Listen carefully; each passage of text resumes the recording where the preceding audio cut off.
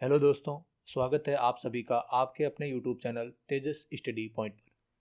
दोस्तों, आज के इस वीडियो में हम प्राचीन भारत के इतिहास के एक महत्वपूर्ण टॉपिक के बारे में चर्चा करेंगे, जो है दक्षिण भारत के प्रमुख राष्ट्र राजवंश। दक्षिण भारत के राजवंशों में हम लोग पढ़ते हैं पल्लव वंश के बारे में, चालुक्य वंश के बारे में। चालुक्य वंश में भी हम वातापी के चालुक्य, वेंगी के चालुक्य, कल्याणी के चालुक्य, इनके बारे में पढ़ते हैं। हम लोग राष्ट्रकूट वंश के बारे में पढ़ते हैं, हम लोग चोल वंश के बारे में, यादव वंश के बारे में, होयसल वंश के बारे में, और हम लोग कदम वंश, गंग वंश, काकतीय वंश, इन सभी वंशों के बारे में पढ़ते हैं। दोस्तों, इन वीडियोस के अंदर हम जो है सभी वंशों के बारे में डिटेल से पढ़ेंगे, लेकिन वीडियो जो है ज़्यादा लंबा ना होए, इस कारण हम जो है इस वंश के अंदर सिर्फ 3 वंशों को पढ़ेंगे। 3 प्रमुख राजवंशों को पढ़ेंगे, पल्लव वंश को, चालुक्य वंश को और राष्ट्रकूट वंश को। उसके बाद दोस्तों बाकी जितने भी वंश हैं उनको हम जो है अगले वीडियोस के अंदर पढ़ेंगे। तो बिना देरी के शुरुआत करते हैं अपने वीडियो की। पल्लव वंश के संस्थापक कौन है? सबसे पहले हम लोग पल्लव वंश पढ़ेंगे। पल्लव वंश के संस्थापक है सिंह विष्णु। पल्लव वंश के संस्थापक कौन थे? सिंह विष्णु। और पल्लव वंश का जो शासन था वो केरल में था। तो पल्लव वंश का शासन जो है वो केरल क्षेत्र में था। इसकी राजधानी कांची तमिलनाडु में कांचीपुरम में थी और यह वैष्णव धर्म का अनुयायी था। तो केरल और तमिलनाडु में इनका शासन था और इनकी राजधानी क्या थी? कांची थी। और वर्तमान में जो तमिलनाडु में कांचीपुरम है वही पल्लव वंश की प्रमुख राजधानी हुआ करती थी। कीर्तार्जुनियम के लेखक, एक प्रसिद्ध ग्रंथ है दोस्तों कीर्तार्जुनियम, और उस कीर्तार्जुनियम के लेखक कौन है? भारवी। वे सिंह विष्णु के दरबार में रहते थे। तो भारवी किसके दरबारी लेखक थे? सिंह विष्णु के दरबारी लेखक थे। आगे देखते हैं दोस्तों, पल्लव वंश के प्रमुख शासक हुए हैं महेंद्र वर्मन प्रथम। दोस्तों, इन सभी शासकों के बारे में हम लोग ज़्यादा डिटेल से नहीं पढ़ेंगे क्योंकि क्वेश्चंस नहीं पूछे जाते हैं दोस्तों, लेकिन हम लोग इतना जरूर पढ़ेंगे जहाँ जहाँ से हमारे क्वेश्चंस पूछे जाते हैं वो हमारे सही हो पाए। तो पहले तो हम लोग ये देखते हैं दोस्तों, पूछा जाए कि ये राजा जो है वो किस राजवंश का था। तो हमें थोड़े बहुत नाम याद होने चाहिए कि महेंद्र वर्मन प्रथम, नरसिंह वर्मन प्रथम, महेंद्र वर्मन द्वितीय, परमेश्वरम प्रथम, नरसिंह वर्मन द्वितीय, नंदी वर्मन द्वितीय, ये सभी राजा जो है वो पल्लव वंश के राजा थे। पल्लव वंश के अंतिम राजा की बात करें तो उनका नाम था अपराजित। तो दोस्तों, अभी तक सबसे महत्वपूर्ण पॉइंट यह है कि पल्लव वंश की स्थापना सिंह विष्णु ने की थी, इनकी राजधानी कांची थी और इस वंश का सबसे अंतिम शासक कौन हुआ था? अपराजित हुआ था। मतविलास प्रहसन की रचना महेंद्र वर्मन प्रथम है दोस्तों, महेंद्र वर्मन प्रथम ने की थी। मतविलास प्रहसन एक हास्य ग्रंथ है। इस ग्रंथ की रचना किसने की थी? महेंद्र वर्मन प्रथम ने की थी। महाबलीपुरम के मंदिरों का निर्माण पल्लव राजा नरसिंह वर्मन प्रथम के द्वारा कराया गया। तो महाबलीपुरम जो तमिलनाडु में है, वहां के जो रथ मंदिर है, उन रथ मंदिरों का निर्माण किसने करवाया था? नरसिंह वर्मन प्रथम ने करवाया था। और रथ मंदिरों में सबसे छोटा रथ मंदिर कौन सा है? द्रौपदी रथ है दोस्तों। वातापी कौंड की उपाधि नरसिंह वर्मन प्रथम ने ही धारण की थी। नरसिंह वर्मन प्रथम जिसने जो है महाबलीपुरम के रथ मंदिरों का निर्माण करवाया था, इन्होंने जो है वातापी कौंड की उपाधि धारण की। वातापी कौंड का अर्थ होता है दोस्तों वातापियों को हराने वाला, यानी कि वातापियों के शासक को हराने वाला। और वातापी के चालुक्य जब हम लोग पढ़ेंगे तो वहां का सबसे प्रभावशाली शासक कौन हुआ था? पुलकेशिन द्वितीय। और पुलकेशिन द्वितीय को किसने हराया था? तो पुलकेशिन सेकंड को हराया था नरसिंह वर्मन प्रथम ने। अरबों के आक्रमण के समय पल्लवों का शासक नरसिंह वर्मन द्वितीय था। उसने राजा सिंह, आगम प्रिय और शंकर भक्त की उपाधियां धारण की। तो राजा सिंह, आगम प्रिय और शंकर भक्त की उपाधियां किसने धारण की थी दोस्तों? पल्लव शासक नरसिंह वर्मन द्वितीय ने। राजा सिंह का अर्थ होता है राजाओं में शेर, आगम प्रिय का होता है शास्त्रों का प्रेमी, और शंकर भक्त का अर्थ होता है दोस्तों शिव का उपासक। दोस्तों, दक्षिण भारत के जितने भी राजवंश थे उनमें अधिकतर या तो वे वैष्णव धर्म के उपासक थे या फिर वे शैव धर्म के उपासक थे। नरसिंह वर्मन द्वितीय ने कांची के कैलाशनाथ का मंदिर का निर्माण करवाया, जिसे राज सिद्धेश्वर मंदिर भी कहा जाता है। इसी मंदिर के निर्माण से द्रविड़ स्थापत्य कला की शुरुआत हुई। दोस्तों, बहुत ही महत्वपूर्ण पॉइंट है और सबसे महत्वपूर्ण जो दक्षिण भारत के राजवंशों के बारे में जो एग्जाम्स में क्वेश्चन पूछे जाते हैं, जो आप भी देखोगे बहुत से एग्जाम्स में, वो पूछे जाते हैं कि प्रमुख मंदिरों का निर्माण किसने करवाया। तो जो कांची का कैलाशनाथ का मंदिर है, उस कैलाशनाथ के मंदिर का निर्माण करवाया था नरसिंह देव या नरसिंह वर्मन प्रथम ने करवाया था। और इस मंदिर को क्या कहा जाता है? राज सिद्धेश्वर मंदिर भी कहा जाता है। और इसी मंदिर के निर्माण से द्रविड़ यानी कि दक्षिण की जो स्थापत्य कला है उसका जो है शुरुआत हुई थी। 10 कुमार चरित्र के लेखक दंडी नरसिंह वर्मा द्वितीय के दरबार में रहते थे। बहुत ही प्रसिद्ध संस्कृत ग्रंथों के लेखक है दंडी, जिन्होंने एक प्रसिद्ध ग्रंथ लिखा था जिसका नाम है 10 कुमार चरितम। तो 10 कुमार चरितम के लेखक दंडी जो है वो किसके दरबार में रहते थे? नरसिंह वर्मन के दरबार में रहते थे दोस्तों। कांची के मुक्तेश्वर मंदिर तथा बैकुंठ पेरुमाल का मंदिर का निर्माण भी नंदी वर्मन द्वितीय ने करवाया था दोस्तों। तो कांची के मुक्तेश्वर मंदिर और बैकुंठ पेरुमाल का मंदिर, इन दोनों मंदिरों का निर्माण किसने करवाया था? नंदी वर्मन सेकंड ने करवाया था। प्रसिद्ध वैष्णव संत तिरुमलाई अलवार, तिरुमलाई अलवार जो है प्रसिद्ध वैष्णव संत जो है वो किसके समकालीन थे? तो नंदी वर्मन द्वितीय के समकालीन थे। दोस्तों दक्षिण भारत का जो राजवंशों का इतिहास है वो बहुत ही उलझा हुआ इतिहास है और इसको याद करना काफ़ी मुश्किल काम होता है क्योंकि इसमें कन्फ्यूजन बहुत होती है। कुछ राजा कई सारे हमें जो है सेम राजवंश के लगते हैं, हम लोग नहीं याद कर पाते कौन सा राष्ट्रकूट का है, कौन सा चोल शासक है, कौन सा पल्लव शासक है। इन सभी के बारे में दोस्तों आप अपने हिसाब से ट्रिक बना के कर सकते हैं, नहीं तो आप इसको कमेंट करके जरूर करें। तो हम जो है दक्षिण भारत के सभी राजवंशों के राजाओं की एक ट्रिक बनाएंगे जिससे आपको ये याद रहेगा कि कौन सा राजा किस राजवंश से संबंधित है। अगला वंश है दोस्तों राष्ट्रकूट वंश। राष्ट्रकूट वंश के बारे में हम लोग पढ़ते हैं। राष्ट्रकूट राजवंश के संस्थापक कौन है? दंती दुर्ग है। दोस्तों राष्ट्रकूट राजवंश के संस्थापक कौन है? दंती दुर्ग है। इससे पहले हम लोग देखते हैं दोस्तों वातापी के चालुक्य होते हैं। वातापी के चालुक्य, जिनकी राजधानी वातापी है उनको वातापी के चालुक्य कहते हैं, जिनकी राजधानी वेंगी थी उनको वेंगी के चालुक्य कहते हैं, और जिनकी राजधानी कल्याण थी या कल्याणी थी उनको हम लोग कल्याणी के चालुक्य कहते हैं। तो सबसे प्राचीन चालुक्य कौन से थे? वातापी के चालुक्य थे दोस्तों। तो वातापी के चालुक्यों को जो है उनका जो अंतिम राजा था, उनके अंतिम राजा का नाम था कीर्तिवर्मन। तो कीर्तिवर्मन को हराकर राष्ट्रकूट वंश की स्थापना किसने की थी? दंती दुर्ग ने की थी 752 ईस्वी में। इसकी राजधानी मान्यखेत थी और मान्यखेत आपको पता है महाराष्ट्र में है वर्तमान में दोस्तों।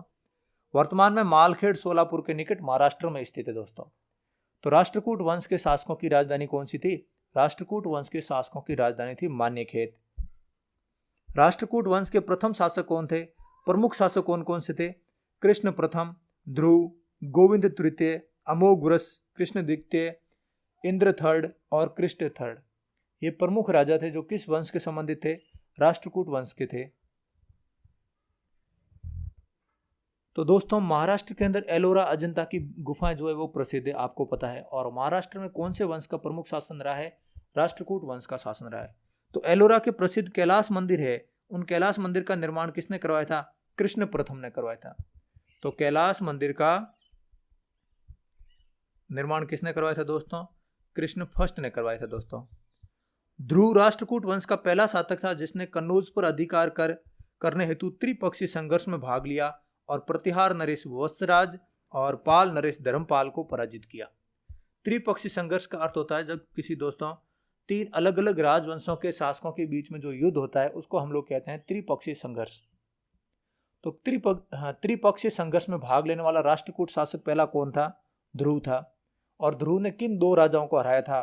तो प्रतिहार राजा वत्सराज को और पाल नरेश धर्मपाल को हराकर कन्नौज पर अधिकार किया था दोस्तों। ध्रुव को धारावर्ष के नाम से भी जाना जाता है। तो राष्ट्रकूट वंश का जो ध्रुव है उस ध्रुव को जो है धारावर्ष के नाम से भी जाना जाता है।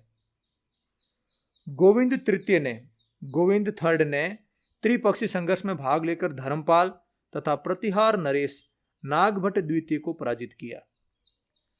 जिस प्रकार से दोस्तों ध्रुव ने भाग लिया था उसी प्रकार गोविंद तृतीय ने भी त्रिपक्षीय संघर्ष में भाग लिया। और इसने त्रिपक्षीय संघर्ष में किन 2 राजाओं को हराया? तो इसने धर्मपाल पाल नरेश धर्मपाल को और एक प्रतिहार वंश के राजा नागभट्ट द्वितीय को हराया था दोस्तों। अमोघवर्ष जो है जैन धर्म का अनुयायी था, इसने कन्नड़ में कविराज मार्ग की रचना की। तो दोस्तों राष्ट्रकूट वंश का जो अमोघवर्ष शासक था उसने जो है कन्नड़ भाषा में किसकी रचना की थी? कविराज मार्ग की रचना की थी, एक ग्रंथ लिखा था उसने। आदि पुराण के रचनाकार जिनसेन, गणितासार संग्रह के लेखक महावीर आचार्य, अमोधवृत्ति के लेखक शाक्तायना अमोघवर्ष के दरबार में रहते थे। तो दोस्तों अमोघवर्ष ने कविराज मार्ग की रचना की थी, उसके दरबार में भी बहुत प्रमुख कवि या प्रमुख लेखक रहते थे, जिनमें कौन कौन है, जिनमें आदि पुराण के रचना करने वाले जिनसेन, गणित सार संग्रह के लेखक कौन है, महावीर आचार्य, और अमोघ वृत्ति के लेखक शाक्तायना। ये तीनों जो है किसके दरबार में रहते थे, अमोघ वर्ष के दरबार में रहते थे। अमोघ वर्ष ने तुंगभद्रा नदी में जल समाधि लेकर अपने जीवन का अंत कर दिया। तो ऐसा कौन सा दक्षिण भारत के राजवंशों में ऐसा कौन सा राजा हुआ जिसने तुंगभद्रा में अपनी समाधि या जल समाधि ली थी, वो था कौन सा, अमोघ वर्ष था दोस्तों। इंद्र III के शासनकाल में अरब निवासी अल मसूदी भारत आया। तो अरब निवासी या अरब इतिहासकार जो अल मसूदी था वो किसके समय भारत आया था, वो इंद्र III के समय भारत आया था दोस्तों। राष्ट्रकूट वंश का अंतिम महान शासक हुआ था कृष्ण III। कृष्ण तृतीय जो है वो राष्ट्रकूट वंश का सबसे महान शासक हुआ था अंतिम। इसी के दरबार में कन्नड़ भाषा के कवि पोन रहते थे, और पोन ने जो है वो किसकी रचना की थी, शांति पुराण की रचना की थी। तो दोस्तों शांति पुराण की रचना किसने की थी, पोन ने की थी। और इससे पहले हमने ये देखा था कि आदि पुराण की रचना किसने की थी, जिनसेन ने की थी दोस्तों। कल्याणी के चालुक्य तेलप द्वितीय ने 973 ईस्वी में कर्क को हराकर राष्ट्रकूट राज्य पर अपना अधिकार कर लिया और कल्याणी के चालुक्य वंश की नींव डाली। वातापी के चालुक्यों को हराकर दंती दुर्ग ने राष्ट्रकूट वंश की स्थापना की थी दोस्तों। और राष्ट्रकूट शासकों के जो अंतिम शासक था जिसका नाम था कर्क, और अंतिम शासक कर्क को किसने हराया था, तेलप द्वितीय ने हराया था। तेलप सेकंड ने हराकर किसकी स्थापना की थी, पुनः वापस चालुक्य के वंश की स्थापना की थी। और किस राजधानी वाले चालुक्यों की स्थापना की थी, कल्याणी के चालुक्यों की स्थापना की दोस्तों। एलोरा व एलिफेंटा की गुफाएं या गुफा मंदिरों का निर्माण किसके समय हुआ था, राष्ट्रकूट शासकों के समय हुआ था दोस्तों। महाराष्ट्र के अंदर जो प्रमुख शासन था वो राष्ट्रकूट वंश का ही था, इसलिए हम लोग एलोरा एलिफेंटा के जो कैलाश मंदिर है या फिर जो अन्य गुफा मंदिर है उन सभी का निर्माण किसके समय हुआ है, राष्ट्रकूट शासकों के समय हुआ था। राष्ट्रकूटों ने अपने राज्यों में मुसलमान व्यापारियों को बसने तथा इस्लाम के प्रचार की स्वीकृति दी। तो सर्वप्रथम दक्षिण भारत के राजवंशों में बात की जाए कि किस राजवंश ने सर्वप्रथम मुस्लिमों को जो है अपने धर्म के प्रचार के लिए अनुमति दी थी, तो वो किसने दी थी, राष्ट्रकूटों ने दी थी। उसके बाद में दोस्तों पढ़ते हैं हम लोग चालुक्य वंश या कल्याणी के चालुक्यों के बारे में पढ़ते हैं। कल्याणी के चालुक्यों की स्थापना की थी दोस्तों तेलप फर्स्ट ने। तो दोस्तों हमने पीछे हमने ये देखा था कि तेलप द्वितीय ने जो है कर्क को हराकर कल्याणी के चालुक्यों की स्थापना की, तो आप वो भी याद रखें। और तेलप फर्स्ट सर्वप्रथम जो कल्याणी के चालुक्य है उनकी स्थापना किसने की थी, तेलप फर्स्ट ने की थी। कल्याणी के चालुक्य वंश के प्रमुख शासक कौन कौन हुए, तो तेलप प्रथम, तेलप द्वितीय, तेलप तृतीय, विक्रमादित्य, जयसिंह, सोमेश्वर द्वितीय, विक्रमादित्य सिक्स्थ, सोमेश्वर थर्ड। ये सारे राजा किस वंश के हुए हैं, कल्याणी के चालुक्य राजा हुए हैं। और इसमें सबसे महत्वपूर्ण आप दोस्तों याद रखेंगे विक्रमादित्य सिक्स्थ, छठा विक्रमादित्य है, वो किस वंश से संबंधित है, कल्याणी से संबंधित है। सोमेश्वर प्रथम ने मान्यखेत की राजधानी हटाकर कल्याणी कर दी। तो हम कल्याणी जो है कल्याणी के चालुक्य पढ़ते हैं क्योंकि इन चालुक्यों की राजधानी क्या थी, कल्याणी। तो कल्याणी राजधानी जो है किस चालुक्य राजा ने की थी, सोमेश्वर प्रथम ने की थी दोस्तों। इस वंश का सबसे प्रतापी शासक कौन हुआ है, विक्रमादित्य सिक्स्थ हुआ है। तो छठा विक्रमादित्य जो है वो कल्याणी के चालुक्यों का प्रमुख या सबसे प्रतापी शासक हुआ है। विल्हण एवं विज्ञानेश्वर विक्रमादित्य सिक्स्थ के दरबार में रहते थे। प्रमुख लेखक या कवियों की बात करें तो विल्हण और विज्ञानेश्वर किसके दरबार में रहते थे, विक्रमादित्य सिक्स्थ के दरबार में रहते थे। रचना की बात करें तो मिताक्षरा नाम का जो ग्रंथ है वो किसने लिखा था, विज्ञानेश्वर ने। और विक्रमांक देवचरित, नाम ध्यान रखें दोस्तों, विक्रमांक देवचरित नाम की रचना किसने की थी, विल्हण ने। और विल्हण और विज्ञानेश्वर दोनों किसके दरबार में रहते थे, विक्रमादित्य सिक्स्थ के दरबार में रहते थे। और इसमें विक्रमादित्य सिक्स्थ के जीवन पर प्रकाश डाला गया है किस पुस्तक के माध्यम से, विक्रमांक देवचरित के माध्यम से। और जिसकी रचना किसने की थी, विल्हण ने की थी दोस्तों। अब तीसरा हम लोग पढ़ रहे हैं, उसके बाद में चालुक्य कौन से, वातापी के चालुक्य। ये सबसे प्राचीन चालुक्य है दोस्तों। सबसे प्राचीन चालुक्य कौन से, वातापी के चालुक्य। और वातापी के चालुक्यों के जो अंतिम राजा को हराकर किस वंश की स्थापना की गई थी, राष्ट्रकूट वंश की स्थापना की गई थी। और इस वंश का अंतिम शासक कौन था, तो वो था कीर्तिवर्मन द्वितीय, जिनके बारे में दोस्तों अभी हम पढ़ेंगे। जय सिंह ने वातापी के चालुक्य की स्थापना की, जिसकी राजधानी वातापी जो बीजापुर के निकट है वो थी। तो सर्वप्रथम हम ये याद रखते हैं कि जो वातापी के चालुक्य है, इस वंश की स्थापना किसने की? तो इसने इस वंश की स्थापना की थी जय सिंह ने, और इनकी राजधानी क्या थी? वातापी, या फिर वातापी को दोस्तों बादामी भी कहते हैं, तो ध्यान रखेंगे। इस वंश के प्रमुख शासक कौन कौन हुए? पुलकेशिन प्रथम, कीर्तिवर्मन, पुलकेशिन द्वितीय, विक्रमादित्य, विनयादित्य, विजयादित्य, और सबसे प्रतापी शासक जो हुआ है वो हुआ है पुलकेशिन द्वितीय। तो ये जो प्रमुख है, कीर्तिवर्मन, पुलकेशिन प्रथम, पुलकेशिन द्वितीय, विक्रमादित्य, विजयादित्य, विनयादित्य, ये सभी राजा जो है वो वातापी के चालुक्य शासक है।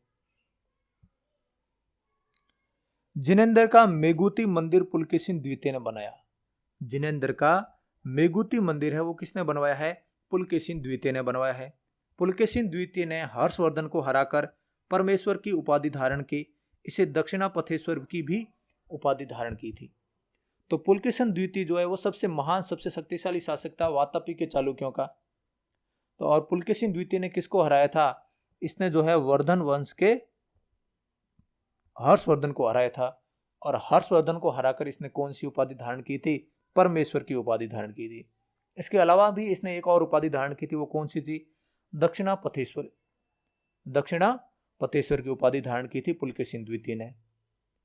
पल्लव वंशी शासक नरसिंह वर्मन प्रथम ने पुलकेशिन द्वितीय को हराकर परास्त किया और उसकी राजधानी बादामी पर अधिकार कर लिया।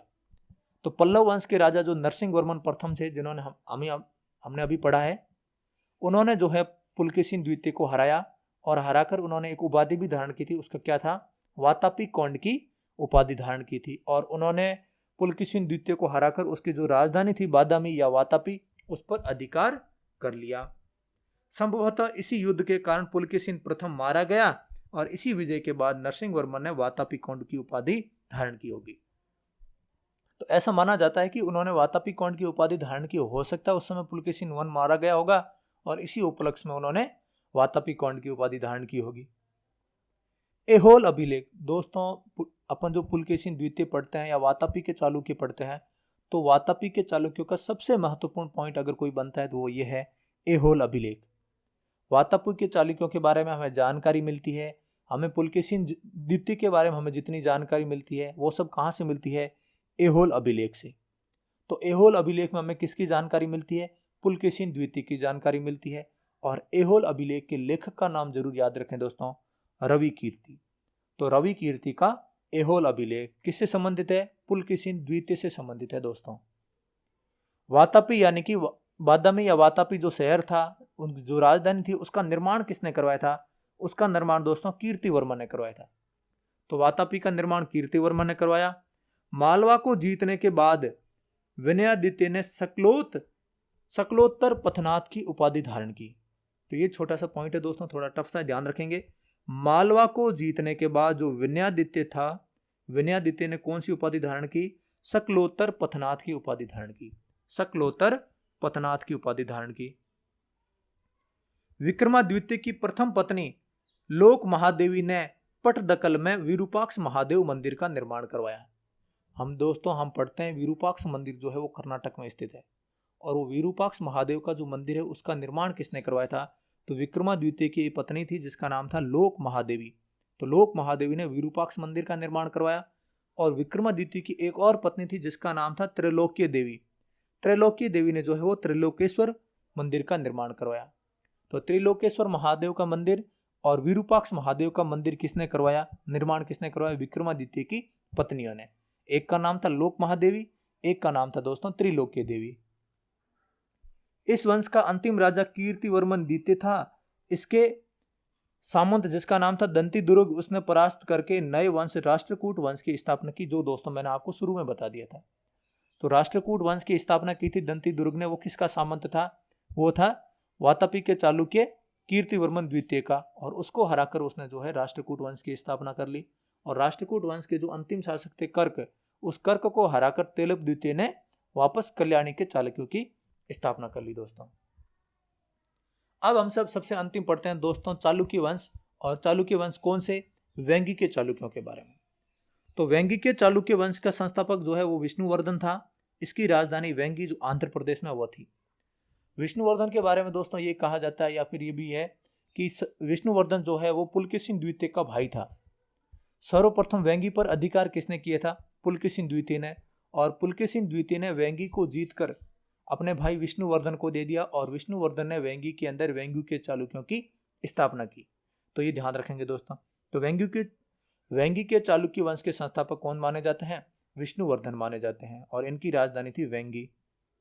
इस वंश के और प्रमुख शासक थे जयसिंह प्रथम, इंद्रवर्धन, विष्णुवर्धन द्वितीय, जयसिंह द्वितीय, विष्णुवर्धन थर्ड। ये सभी प्रमुख शासक थे किस राजवंश के? चालुक्य वंश वेंगी के। और इस वंश के सबसे प्रतापी शासक की बात की जाए तो वो थे दोस्तों विजयादित्य थर्ड या विजयादित्य तृतीय। इस वंश के सबसे प्रतापी शासक थे और उनके सेनापति था, उनका नाम क्या था? पंडरंग था। यहाँ पर दोस्तों दक्षिण भारत के राजवंशों के पहले पार्ट को हम कंप्लीट करेंगे और दूसरे पार्ट में जो हमने पीछे और वंशों के नाम बताएं जैसे चोल वंश, यादव वंश, कदम्ब वंश, काकतीय वंश, गंग वंश, इनके बारे में दोस्तों हम अगले पार्ट में पढ़ेंगे। मैं आशा करता हूँ दोस्तों आपको ये वीडियो पसंद आया होगा। अगर आपको ये वीडियो पसंद आया है तो वीडियो को लाइक शेयर जरूर करें और अपने चैनल को भी सब्सक्राइब जरूर कर लें। मिलते हैं दोस्तों अगले वीडियो में, तब तक के लिए जय हिंद, जय भारत दोस्तों।